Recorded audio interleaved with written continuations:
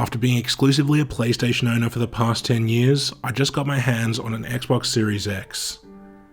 Today we're going to check out the Series X and answer the important question, does it suck?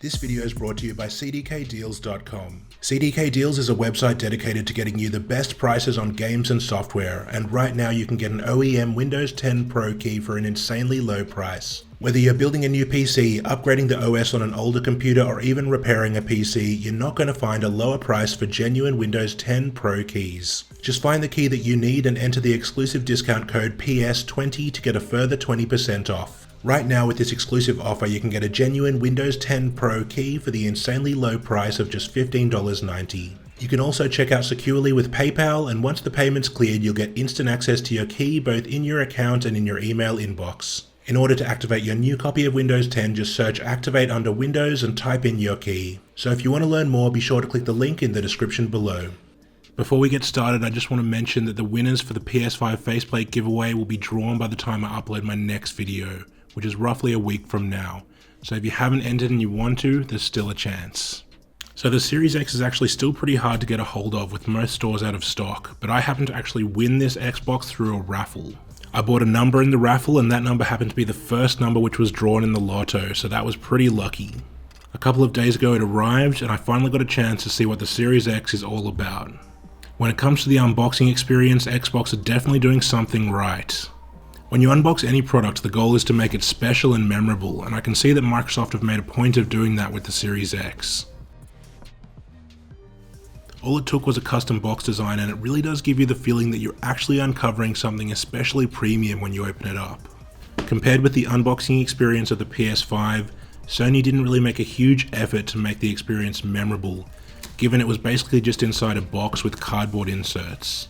A good unboxing experience is one thing, but obviously it's what's inside that really counts. I personally am a fan of clean designs, and if you've been subscribed to my channel then you know that I like things in matte black. Several of my previous videos have literally been about my attempts at changing my PS5 from white to matte black so that it didn't look so out of place in my living room.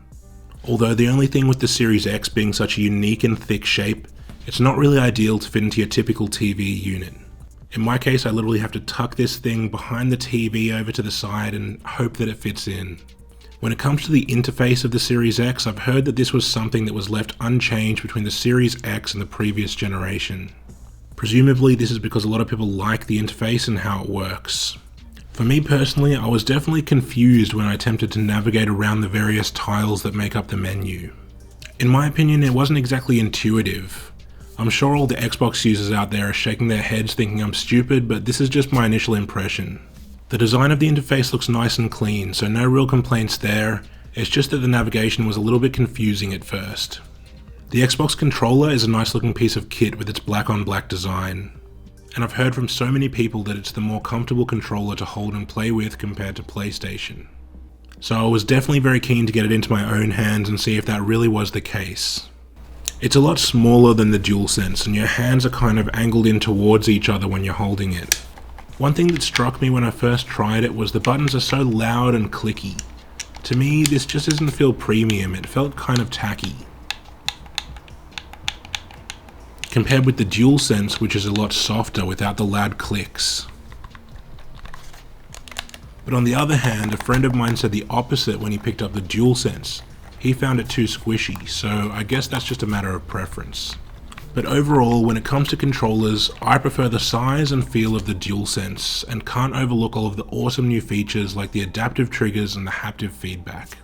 I'm going to give points to the PS5 in that category. So after everything was set up, I was ready to test out how it actually is for gaming. And then I remembered there's not exactly any exclusive titles for the Series X. That's a real shame considering Sony's already released a number of exclusive titles for the PS5. Although only a couple of those exclusive titles are really worth playing, that's still an advantage and a big selling point. The range of games that are actually available for download on Xbox Game Pass is pretty extensive, so I have to give Xbox points for that. but I obviously wanted to test out the next-gen capabilities of the Series X. Luckily, Microsoft have included a small library of games that are optimized for the Series X that are available for free with Game Pass. But there was one game in particular that when I opened it for the first time on the Series X, I was really impressed. That game was Gears 5, and I have to say that this game looks stunning on the Series X.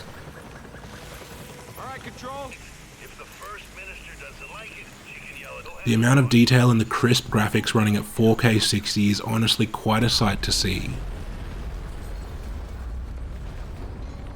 So am I going to keep the Series X? Initially, I thought I'd probably just give it away or sell it, but after playing it, I can see that it has a lot of potential. I don't really spend enough time gaming to justify having two next-gen consoles, but for now, I think I'm going to hang on to it and see what Microsoft brings to the table. So would I recommend the Series X to you?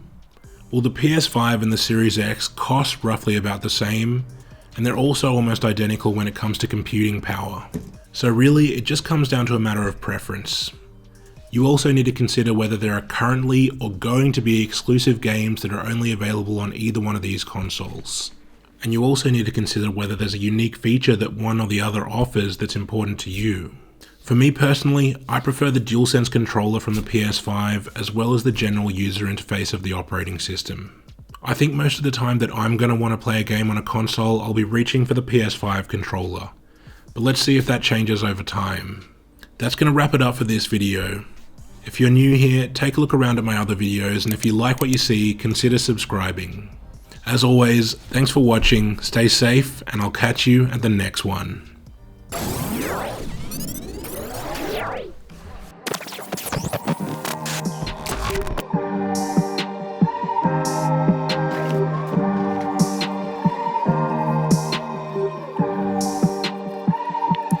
Pick up the phone.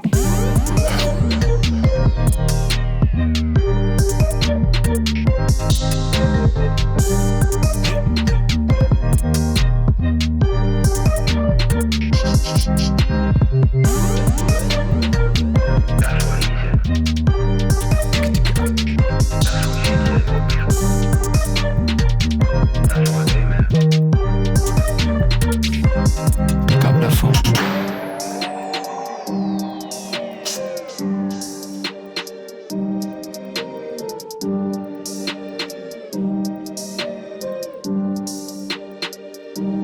Pick up the phone.